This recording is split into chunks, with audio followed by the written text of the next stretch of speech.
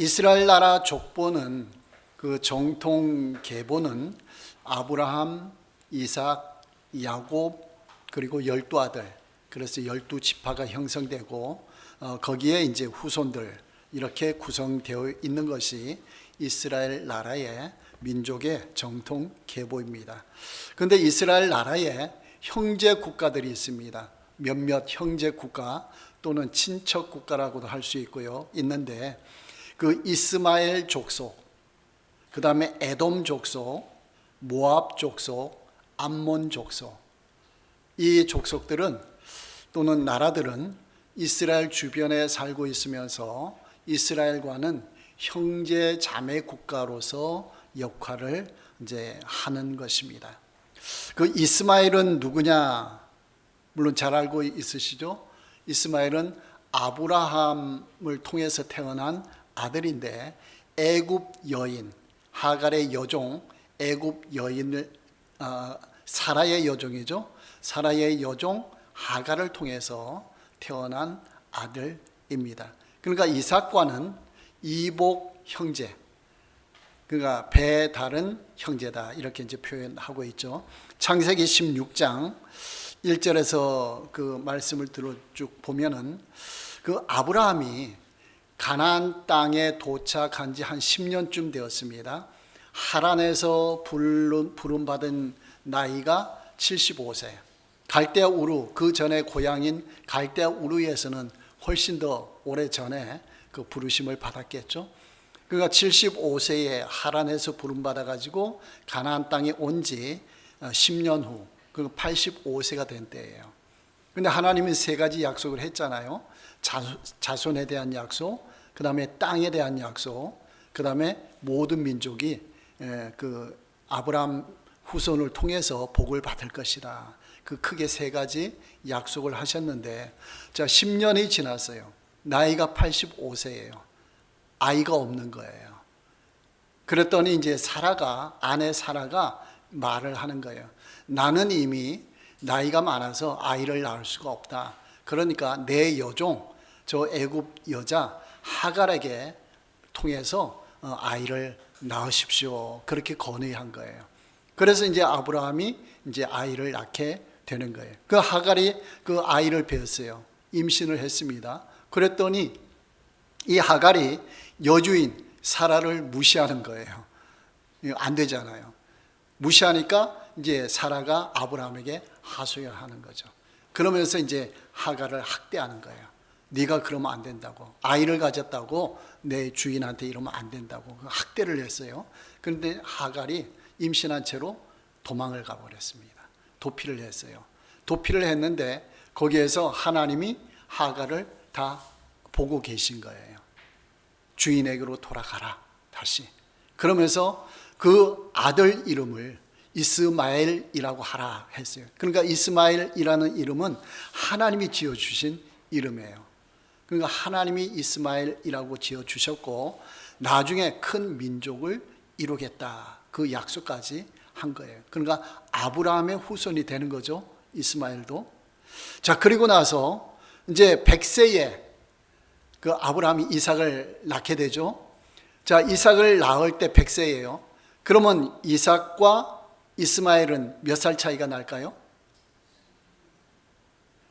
86세에 이스마엘을 낳았으니까 100세에 이삭을 낳았어요. 그 14살 차이죠. 14년 차이 나이가.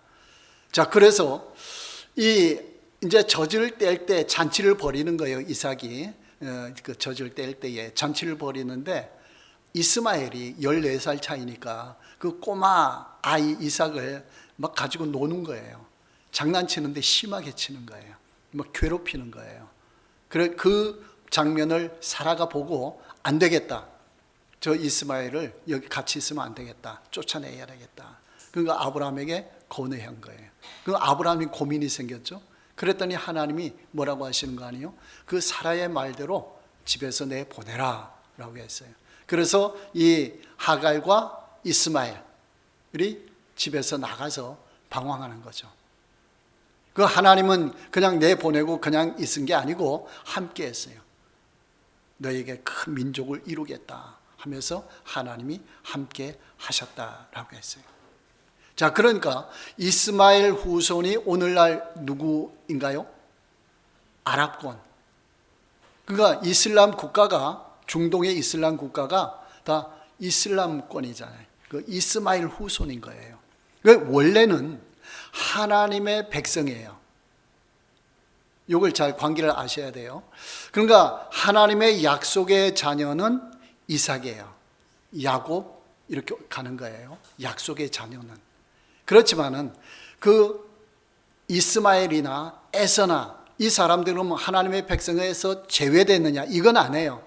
약속의 자녀는 아니지만 그래도 하나님의 백성이에요. 하나님이 지켜주시는 거예요. 그런데 이 이스마엘은 나중에 후손들이 하나님을 떠나게 됐어요. 하나님의 백성에서 스스로가 탈락한 거예요. 탈락하고 알라신을 섬기는 거죠.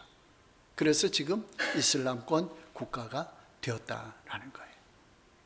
그러면서 지금은 유대교나 기독교를 대적하는 그런 원수지간으로 지내는 그거예요. 근데 원래는 하나님의 뜻은 그것이 아니었다라는 거예요. 자, 그 다음에 에돔 족속. 에돔은 그 야곱의 쌍둥이 형 에서의 별명이죠. 그 불금이라는 뜻인데 왜 불금이라고 별명 지었죠? 팥죽 때문에. 자기가 맏아들이에요. 장자의 명분 축복권을 누구한테 팔았어요? 동생 야곱에게 팔았어요. 무엇하고 바꿨어요? 팥죽 한 그릇에. 배고파 죽겠는데 네 장자의 명분이 뭐가 소용이 있느냐? 당장 나는 팥죽이 필요하다. 그래서 야곱에게서 팥죽 한 그릇에 장자의 명분을 팔았어요. 잘한 거예요? 못한 거예요? 그 아주 잘못한 거죠. 그리고 나중에 커가지고 아버지 이삭이 축복을 주는데 누가한테 주려고 했는데 에서한테 주려고 했는데 야곱이 딱 속여가지고 자기가 축복을 받았어요. 왜? 축복권을 자기가 샀거든요. 장자의 명분을 샀거든요. 그리고 그 리브가에게 하나님께서 얘기했죠. 큰 자가 작은 자를 섬기리라. 에서가 야곱을 섬기리라. 그 말씀을 받았거든요. 그래서 축복을 받았어요. 나중에 그걸 알게 된 에서가 어떻게 했죠? 야곱을 해코지하려고 죽이려고 하는 거예요. 그 같이 있으면 안 되잖아요. 그 도망갔어요. 도피.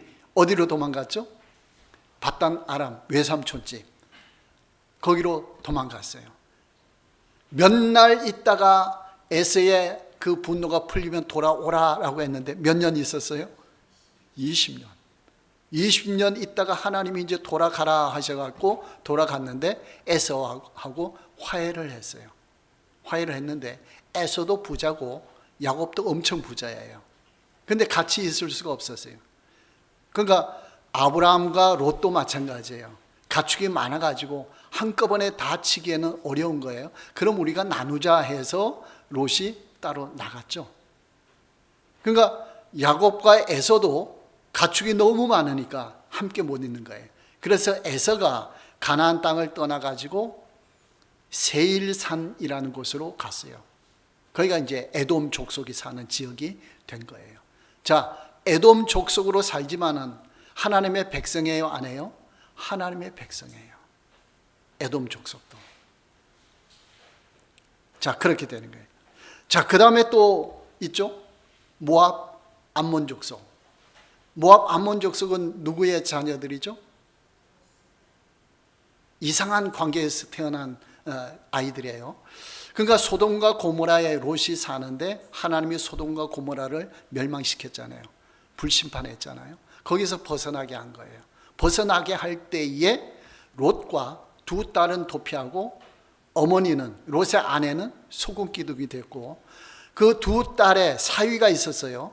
사위는 농담으로 여기다가 소돔 고모라 성에서 그냥 죽고 말았어요. 그러니까 지금 현재 도피한 사람은 몇 사람이에요? 3사람. 롯과 두 딸. 결혼했는데 자녀가 없잖아요. 그 자녀 이을 형제도 없잖아요. 그렇죠? 후손을 이을. 그러니까 이 두 딸이 생각하기를, 자, 우리는 우리 후손을 이을 사람이 없다. 방법은 이거밖에 없다. 아버지밖에 없다. 이렇게 생각한 거예요. 그러니까 자녀를 후손을 생각해서 그래서 이제 아버지 몰래 술을 먹이고 이제 관계에서 아이가 태어난 거예요. 두 딸이. 그래서 맏딸의 아들을 모압이라고 하고 둘째 딸의 아들을 암몬, 벤 암미라 했는데 모압이라 그렇게 했어요. 그러니까 모압 족속과 암몬 족속이 그렇게 해서 태어난 거예요. 자, 이렇게 태어났는데 하나님께서는 이 족속들을 하나님의 백성으로 인정하는 거예요. 신명기 2장 4절 5절 말씀 보면요, 이렇게 말씀했어요. 모세를 통해서 너는 또 내 백성에게 명령하여 이르기를 너희는 세일에 거주하는 너희 동족 에서의 자손, 너희 동족이라고 했어요. 에서의 자손들을 그 사는 지역으로 지날진대, 출애굽해서 이제 가나안 땅으로 가는 도중에요, 그들이 너희를 두려워하리니 너희는 스스로 깊이 삼가고 그들과 다투지 말라. 그들의 땅은 한 발자국도 너희에게 주지 아니하리니 이는 내가 세일산을 에서에게 기업으로 주었음이라. 23장 7절에는 너는 에서의 후손 에돔 사람을 미워하지 말라. 그는 내 형제이민이라. 그러니까 동족, 같은 족속, 그 민족, 그 다음에 형제로 취급한 거예요, 하나님이. 그러니까 이스라엘 백성이 출애굽해서 광야를 통과해서 가나안 땅으로 갈 때 그 에돔 지역을 거쳐가거든요. 그러니까 그들과 다투지 말라, 싸우지 말라라는 거예요. 그냥 가나안 땅으로 가서 점령하라, 그런 얘기예요. 자, 그 다음에 신명기 2장 9절 보면요, 모압에 관해서 나왔어요. 또 마찬가지예요. 여호와께서 내게 이르시되 모압을 괴롭히지 말라, 그와 싸우지도 말라. 그 땅을 내가 내게 기업으로 주지 아니하리니 이는 내가 롯 자손에게 아르를 기업으로 주었습니다. 지금 모압 자손들이 살고 있는, 족속들이 살고 있는 그 지역을 하나님이 그 기업으로 줬다. 그걸 건드리지 말라, 그렇게 말했어요. 또한 신명기 2장 19절에 암몬 족속에 관한 거예요. 암몬 족속에게 가까이 이르거든 그들을 괴롭히지 말고 그들과 다투지도 말라. 암몬 족속의 땅은 내가 내게 기업으로 주지 아니하리니 이는 내가 그것을 롯 자손에게 기업으로 주었음이라. 그러니까 롯 자손에게 모압 지역, 암몬 지역을 기업으로 줬어요. 그건 건드리지 말라. 왜? 형제 국가니까 그들은 건드리지 말라. 대신에 가나안 땅에 있는 족속들, 7 족속들은 하나님이 심판할 것이다. 그들은 죄악이 가득 찼기 때문에 심판할 것이다. 그러니까 이 에돔 족속, 암몬 족속, 모압 족속 지역은 그냥 통과하지 그들을 정복하지 말아라. 이렇게 하나님이 말씀을 주셨어요. 자, 이렇게 형제 국가들을 보호하는 것이 하나님의 뜻이에요. 그러니까 하나님은 이스라엘 민족을 통해서 모든 백성을 하나님 백성 삼기를 원하시는 거예요. 그러니까 에돔이나 이스마엘이나 모압, 암몬 족속도 하나님의 백성 1차적으로, 그 다음에 안 믿는 다른 이방 민족도 하나님의 백성, 이렇게 삼는 거예요. 근데 가나안 족속은 하나님이 진멸하라, 멸망시키라라고 했어요. 왜 그랬죠? 죄악이 가득 찼기 때문에. 아브라함에게 약속했죠, 하나님께서. 그 아모리 족속, 가나안 지역에 있는 족속들은 죄악이 가득 찰 것이다. 그때 너희가 출애굽해가지고 그 땅을 심판할 것이다. 이제 그런 의미예요. 그러니까 하나님의 원래 계획은 이방인들을 심판하라는 거예요, 하지 말라는 거예요? 심판하지 말라는 거예요. 그러니까 가나안 땅에 있는 족속만 심판하고 나머지 모든 이방 민족들은 하나님 백성 삼아야 된다, 이거예요. 이 관계를 우리는 잘 이해를 해야 돼요. 그런데 이스라엘 백성들은, 예수님 당시 이스라엘 백성들은 그걸 제대로 알아들었어요? 못 알아들었어요? 못 알아들었어요. 그 뭐라고 생각했죠? 모든 이방 민족, 이스라엘 민족이 아닌 사람들은 짐승 취급했어요. 하나님이 선택해서 제외된 사람이다. 하나님 믿을 자격이 없는 사람이다. 우리만 하나님이 선택하셨다. 이렇게 생각한 거예요. 잘한 거예요? 못한 거예요? 못한 거예요. 그러니까 구약 성경을 잘못 알고 있는 거예요. 그들은 왜곡되게 알고 있는 거예요. 그러니까 결국에는 예수님도 십자가 못 박아 죽인 거예요. 그 정도로 예수님 당시의 유대인들은 잘못된 신앙을 갖고 있다라는 거예요. 자, 그래서 이 하나님의 뜻을 이스라엘 백성들은 지켜줬는데, 하나님을 통해서 지켜줬는데, 이 에돔과 모압 암몬 족속은 어기는 거예요. 형제 국가로 인정을 안 하는 거예요. 그 어떤 일이 벌어졌느냐? 신명기 23장 3절에서 5절 보면은 하나님이 이렇게 말씀하셔요. 암몬 사람과 모압 사람은 여호와의 총회에 들어오지 못하리니 그들에게 속한 자는 10대뿐 아니라 영원히 여호와의 총회에 들어오지 못하리라. 왜 그러냐? 그들은 너희가 애굽에서 나올 때에 떡과 물을 너희를 길에서 영접하지 아니하고, 떡과 물로 너희를 길에서 영접하지 아니하고, 두 번째는 메소포타미아의 부돌 사람 부올의 아들 발람에게 뇌물을 주어 너희를 저주하게 하려 했다라고 했어요. 이 두 가지 죄야. 그러니까 형제 국가인 이스라엘 민족이 애굽에서 나와서 고생하면서 그 광야를 통과해서 가나안 땅으로 가는데, 그 지역을 통과하려고 할 때에 이 모압 암몬 족속은 반대한 거예요. 먹을 것도 주지 않고 통과하지 못하게 만들고, 오히려 어떻게 했다고요? 발람 이방 선지자를 통해서 이스라엘 민족을 저주하려고 했잖아요. 근데 하나님이 그걸 막으셨잖아요. 이렇게 하니까 하나님이 여호와의 총회, 이스라엘 총회에는 들어오지 못하게 하라. 이 말은 뭔가 아니요, 그 모압 암몬 민족은 이스라엘 민족으로 편입시키지 말아라, 그런 말이에요. 그들이 잘못했으니까. 물론 그들이 회개하고 하나님 백성으로는 살아갈 수는 있어요. 근데 그 대가로서 이스라엘 민족으로 편입시키지는 말아라, 그런 징계를 주셨다라는 거예요. 그 다음 에돔 족속이 또 동일한 죄악을 저질렀어요. 민수기 20장 14절부터 쭉 보면요, 이 모세가 이스라엘 민족과 더불어 가데스에 도착해요. 가데스 바네아. 자, 가데스 바네아 그러면은 생각나는 게 뭐가 있어요?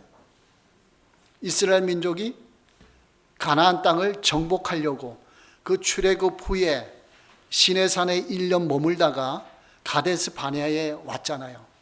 그래 정복하려고 하는데 이스라엘 민족이 주저했죠.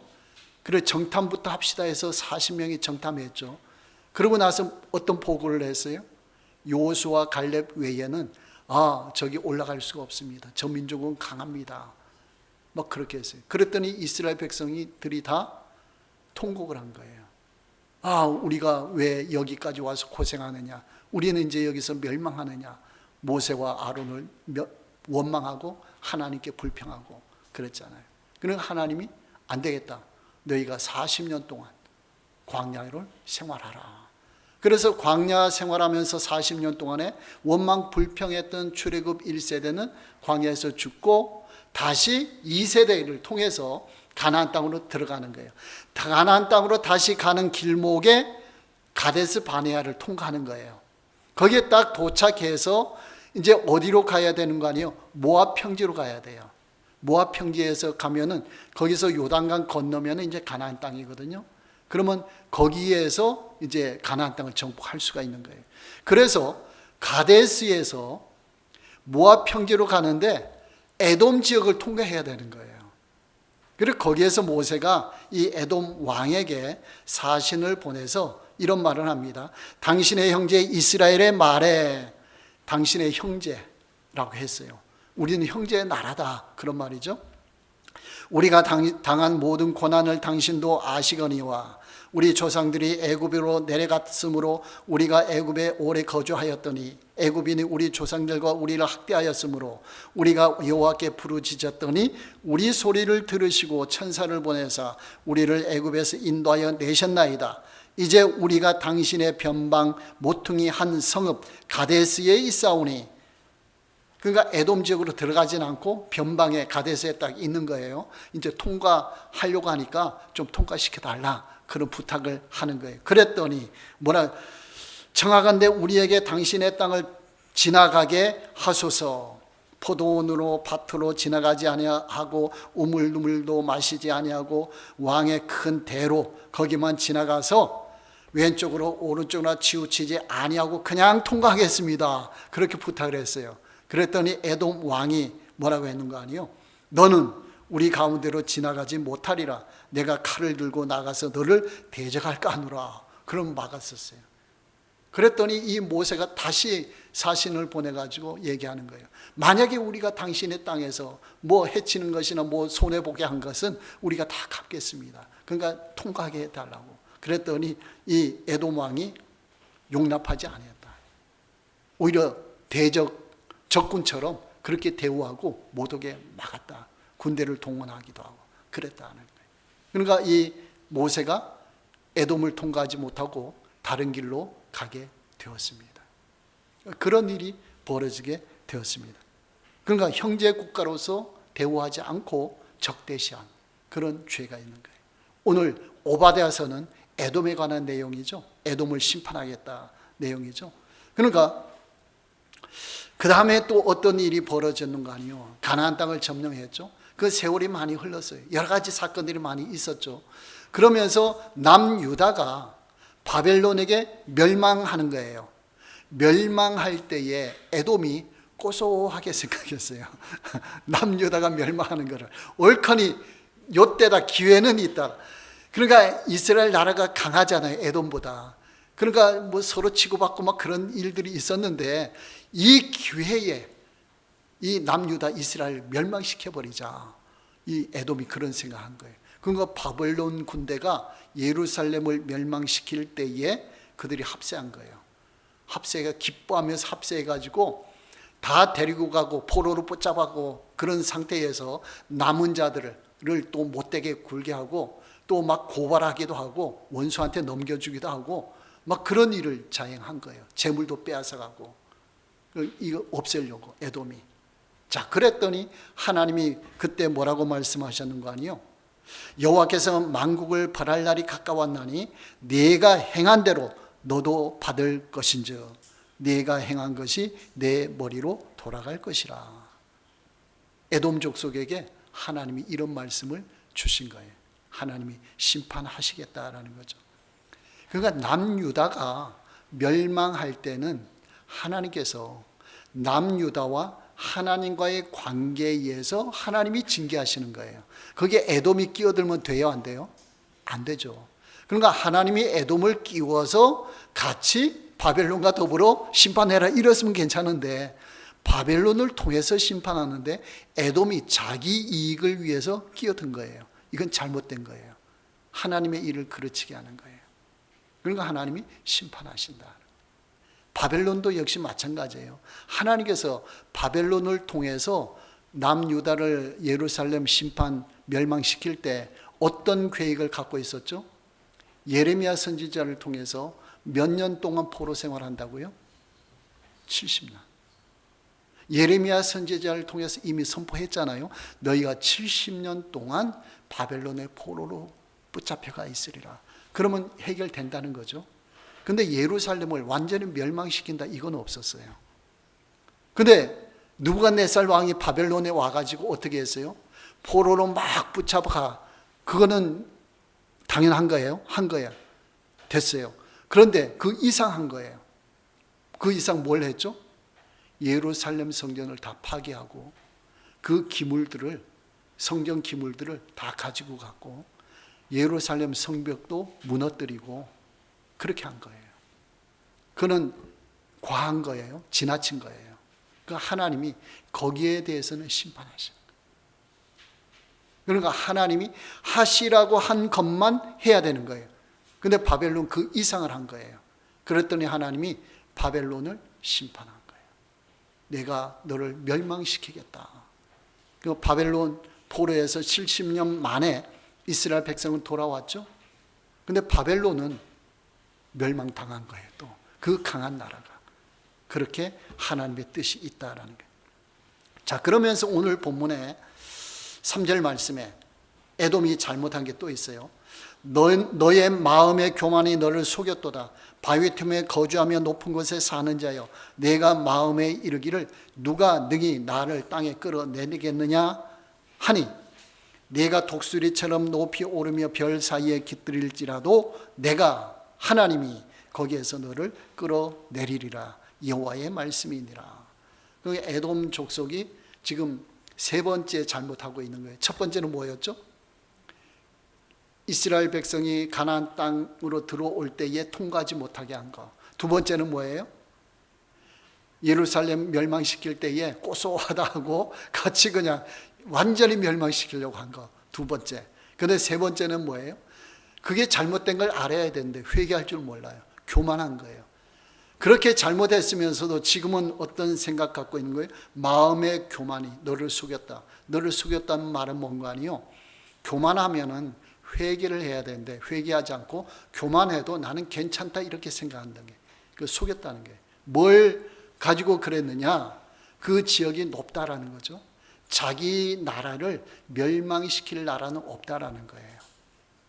자기가 잘못한 것에 대해서 회개하지 않고 나는 이렇게 남유다를 괴롭혀도 나는 끄떡없다, 괜찮다. 나를 끌어내릴 나라가 없다. 이렇게 생각한 거예요. 바벨론도 그렇게 했지, 남유다도 이제 멸망당했지, 나는 이제 끄떡없다. 그때 누가 말씀하시는 거예요? 하나님께서. 내가 너를 끌어내리겠다. 그렇게 말씀하신 거예요. 그러니까 에돔은 이스라엘이 형제 국가예요. 형제처럼 지내야 되는 거예요. 하나님의 보호하심도 받았어요. 그럼에도 불구하고 이 사람들은 형제 국가인 이스라엘 백성을 적대시했다.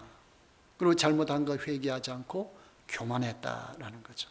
그러니까 하나님께서는 우리가 연약한 것은 끝까지 참아주셔요. 인내하시면서 기다려주셔요. 근데 우리가 교만한 것, 악한 것은 하나님이 참지 않으시거든요. 그러니까 에돔은 연약한 게 아니고, 연약할 때는 이스라엘 백성에게 뭐라고 했죠? 보호해 주라. 그 치지 말아라. 그렇게 해 주셨죠. 연약할 때는. 근데 교만하니까 어떻게 해요? 내가 너를 끌어내리리라. 그렇죠? 그런 말씀을 하신 거예요. 그러니까 교만한 것은 하나님을 대적하면서 회개할 줄 모르는 것이 이게 교만해요. 그러니까 모든 죄 가운데 가장 안 좋은 죄가 뭔가 아니에요? 교만죄예요. 왜? 회개를 모르니까. 어떤 죄를 지어도 하나님은 회개하면 용서해 주셔요. 근데 교만죄는 회개를 못하게 하거든요. 그러니까 가장 안 좋은 죄예요. 그러니까 우리는 교만에 빠지면 안 되는 거예요. 그러니까 우리는 항상 하나님 앞에 겸손하게 회개하는 자세로 살아가야 된다라는 거예요.